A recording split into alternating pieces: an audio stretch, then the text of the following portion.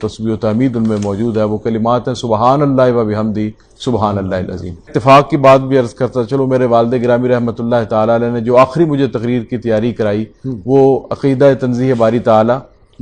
عقیدہ تسبیح باری تعالی اور عقیدہ تحمید باری تعالی کے حوالے سے تھی، اور آخری حدیث بھی جو انہوں نے دہرائی مجھے وہ یہی حدیث تھی صحیح بخاری کی۔ اس وقت تو مجھے یہ چیز ذہن میں نہ آئی، لیکن اب ذہن میں آ رہی ہے کہ آخری جو انہوں نے مجھے تقریر کی تیاری کرائی اور جو آخری حدیث دہرائی وہ وہی حدیث ہے جس پر امام بخاری نے اپنی کتاب کو اختتام۔